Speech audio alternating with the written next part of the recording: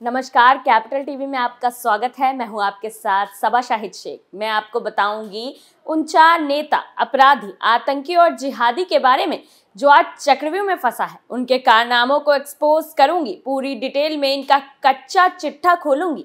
आज के वो 4 नाम जो चक्रव्यूह में फंसे हैं वो है ईसाई मिशनरी, दूसरे हैं हिंदू राष्ट्र के विरोधी, तीसरा है बीबीसी डॉक्यूमेंट्री और चौथे हैं अब्दुल्ला आजम।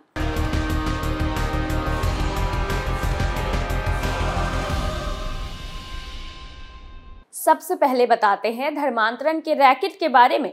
उत्तर प्रदेश के जौनपुर जिले में ईसाई धर्मांतरण के एक रैकेट का पर्दाफाश हुआ है। इसका मुखिया बदलापुर के सेंट जेवियर्स स्कूल का प्रबंधक थॉमस जोसेफ है। एफआईआर में थॉमस और 8 अन्य लोगों को नामजद किया गया है। इन पर लालच देकर हिंदुओं को धर्मांतरित करने का आरोप है। मामला 12 फरवरी 2023 को सामने आया था। ये मामला जौनपुर के बदलापुर के गांव मुरादपुर कोटिला का है। मामले की शिकायत प्रमोद शर्मा ने की है। उन्होंने बताया कि 12 फरवरी को दोपहर लगभग 12:30 बजे उन्हें मुरादपुर कोटिला गांव में हिंदुओं के धर्म परिवर्तन की सूचना मिली। ये काम सेंट जेवियर्स स्कूल के प्रबंधक थॉमस जोसेफ करवा रहा था। इसमें सहयोगी दिनेश कुमार मौर्य था, जो एक पादरी है। आरोप है कि इस दौरान सभा बुलाकर हिंदुओं को ईसाई बनने का लालच दिया जा रहा था। कथित तौर पर उनसे कहा गया कि ईसा मसीह सब भगवान से बड़े हैं। जो काम भगवान नहीं करते वो ईसा मसीह की कृपा से हो जाती है। शिकायत में कहा गया है कि सभा के आयोजकों में शिव प्रसाद, समर बहादुर, दुर्गा प्रसाद, कमलेश राम अजोर, आशीष कुमार और संजय कुमार भी शामिल थे।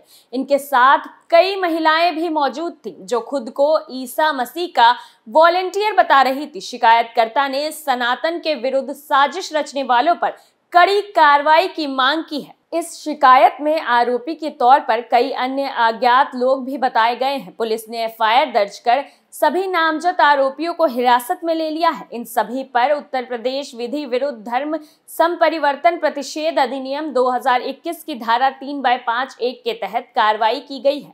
पुलिस के मुताबिक इस मामले में जांच कर जरूरी कार्रवाई की जा रही है। शिकायतकर्ता प्रमोद ने बताया कि मुख्य आरोपी थॉमस को थाने से छोड़ दिया गया है। इसकी शिकायत वो पुलिस के उच्च अधिकारियों से करने जा रहे हैं। प्रमोद के मुताबिक थॉमस मूल रूप से केरल का रहने वाला है। इसके स्कूल में सैकड़ों हिंदू बच्चे पढ़ते हैं। बकौल प्रमोद, कई बच्चे इंटरमीडिएट की पढ़ाई पूरी करते करते मानसिक तौर पर ईसाई बन चुके होते हैं। थॉमस पुलिस और हिंदू संगठन के लोगों से बहस करते देखा जा सकता है। हालांकि ऐसे में सोचने वाली बात तो ये है कि आखिर किस तरह की बातों से बच्चों का माइंड वॉश किया जाता है कि बच्चे स्कूल छोड़ते छोड़ते ईसाई धर्म अपना लेते हैं। स्कूल में सख्ती से जांच की जरूरत है, साथ ही इस पर भी ध्यान देने की जरूरत है। आखिर वहां के सेंट जेवियर्स स्कूल में पढ़ने वाले बच्चों का सिलेबस क्या है, ताकि इन ईसाइयों के धर्मांतरण के मकड़ जाल को जड़ से खत्म किया जा सके।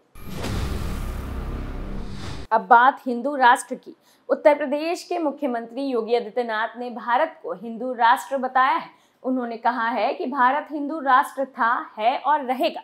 सीएम योगी ने कहा कि एक ना एक दिन अखंड भारत बनना ही है और पाकिस्तान भारत में विलय करेगा। आगे उन्होंने कहा, पाकिस्तान जितनी जल्दी हिंदुस्तान में अपना विलय करेगा वहां के लोगों के लिए उतना ही अच्छा होगा। योगी आदित्यनाथ ने कहा कि भारत हिंदू राष्ट्र है क्योंकि भारत का हर नागरिक हिंदू है। उन्होंने हिंदू शब्द का अर्थ समझाते हुए कहा कि इसका किसी मत, मजहब या संप्रदाय से कोई लेना देना नहीं है। ये एक सांस्कृतिक शब्द है जो भारत के हर नागरिक पर फिट बैठती है। योगी आदित्यनाथ ने हज का उदाहरण देते हुए कहा कि हज के लिए जाने वाले भारतीय मुस्लिमों को सऊदी अरब में हिंदू नाम से संबोधित किया जाता है। उस नजरिए से देखेंगे तो भारत हिंदू राष्ट्र है क्योंकि भारत का हर नागरिक हिंदू है। उन्होंने कहा कि हिमालय से लेकर समुद्र तक की धरती पर जन्मे लोग हिंदू हैं।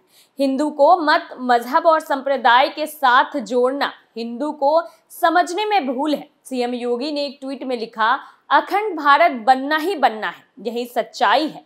दरअसल कार्यक्रम के दौरान उनसे भारत में पाकिस्तान के विलय को लेकर प्रश्न पूछा गया।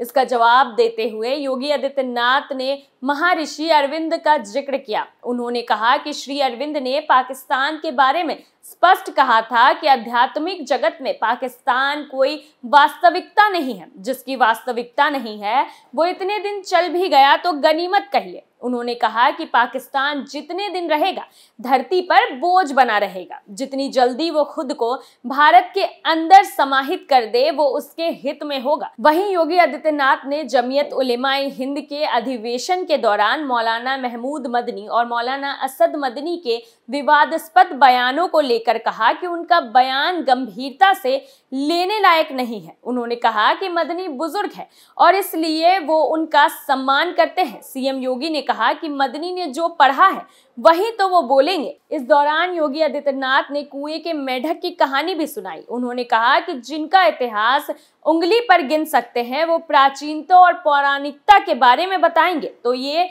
सूर्य को दीप दिखाने जैसा होगा। इसके बाद योगी ने कहा कि मदनी के बयान को गंभीरता से नहीं लेना चाहिए। आपको बता दें कि पाकिस्तान किस कदर कंगाली से जूझ रहा है। पाकिस्तान दाने दाने का मोहताज होते जा रहा है।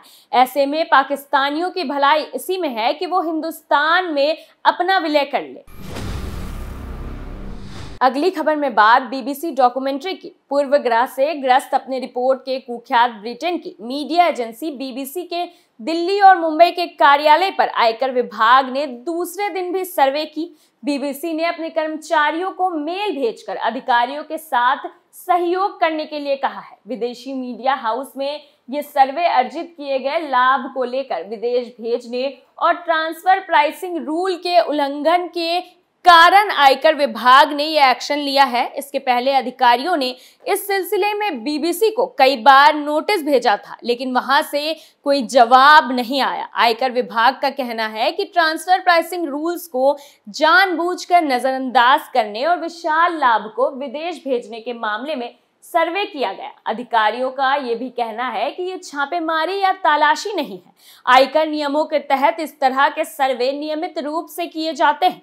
इन नियमों को अनदेखी के कारण आयकर विभाग ने बीबीसी को कई नोटिस भेजे थे लेकिन बीबीसी ने जानबूझकर उनका कोई जवाब नहीं दिया था। बीबीसी कार्यालय में सर्वे का मुख्य कारण सूत्रों टैक्स का फायदा सहित अनधिकृत लाभों में हेरफेर है। आपको बता दें कि आयकर विभाग ने 14 फरवरी 2023 को बीबीसी के दफ्तर पर छापेमारी की थी। कहा जाता है कि उस दौरान अधिकारियों ने कर्मचारियों के मोबाइल और लैपटॉप रखवा लिए थे। इसके साथ ही वहां के कर्मचारियों को सहयोग करने के लिए कहा गया था। बीबीसी ने 14 फरवरी की शाम को कहा था आयकर अधिकारी नई दिल्ली और मुंबई में बीबीसी कार्यालयों में हैं। कई कर्मचारियों ने अब इमारत छोड़ दी है लेकिन कुछ को वहां मौजूद रहने के लिए कहा गया है। वो पूछताछ में सहयोग कर रहे हैं। वहीं 15 फरवरी को बीबीसी ने अपने कर्मचारियों को ईमेल कर कहा दफ्तर में जारी आयकर सर्वे में सभी कर्मचारी सहयोग करें। सभी कर्मचारी आयकर अधिकारियों का सहयोग करें और उनके सवालों का विस्तृत जवाब दें। इसके साथ ही बीबीसी ने कर्मचारियों को वेतन से संबंधित जानकारी नहीं देने के लिए कहा है। इस सर्वे को लेकर सरकार के खिलाफ माहौल बनाने की कोशिश की जा रही है। सरकार और भारत विरोधी तत्वों का कहना है कि बीबीसी ने हाल में एक ही डॉक्यूमेंट्री रिलीज की थी जिसमें गुजरात दंगों के दौरान प्रधानमंत्री नरेंद्र मोदी की भूमिका को लेकर सवाल उठाया गया था। हालांकि जो लोग इस बात को समझ रहे हैं वो इससे सहमत नहीं है।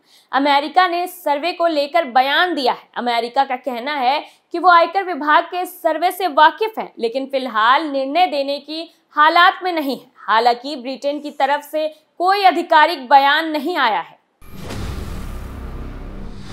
चौथी खबर में बात आजम खान और उनके लाडले बेटे अब्दुल्ला आजम की।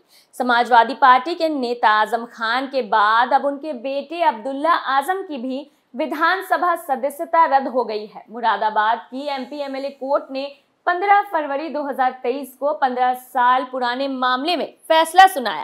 फैसला सुनाए जाने के बाद यूपी विधानसभा सचिवालय ने अधिसूचना जारी कर बताया कि स्वार टांडा विधानसभा सीट खाली हो गई, इसलिए वहां फिर से चुनाव कराया जाएगा। रामपुर की स्वार विधानसभा सीट से समाजवादी पार्टी के विधायक अब्दुल्ला आजम को 3 साल से 2 बार अपनी विधायकी से हाथ धोना पड़ा है। 3 साल पहले भी फर्जी प्रमाण पत्र मामले में लखनऊ हाईकोर्ट में अब्दुल्ला की विधायकी को रद्द कर दिया था। अब एक 15 साल पुराने मामले में अब्दुल्ला आजम को मुरादाबाद की कोर्ट ने 2 साल की सजा सुनाई है। इसी सजा के बाद अब्दुल्ला आजम की विधायकी चली गई है। नियम यह है कि आपराधिक मामले में 2 साल या उससे अधिक की सजा होने पर जनप्रतिनिधि की विधायकी खुद ही खत्म हो जाती है।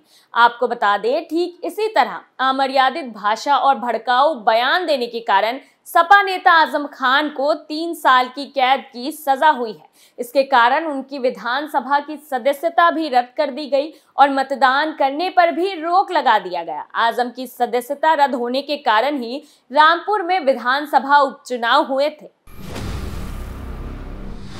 ऐसे लोगों के लिए आप क्या राय रखते हैं, हमें कमेंट्स करके जरूर बताएं। तो फिर इजाजत दीजिए। चक्रव्यूह में मेरे साथ आज के लिए इतना ही। कल फिर कौन किसके चंगुल में फंसेगा, नए मुद्दों के साथ फिर पेश होंगे और दिखाएंगे कई और सनसनीखेज खुलासे। तब तक के लिए देखते रहिए कैपिटल टीवी। नमस्कार।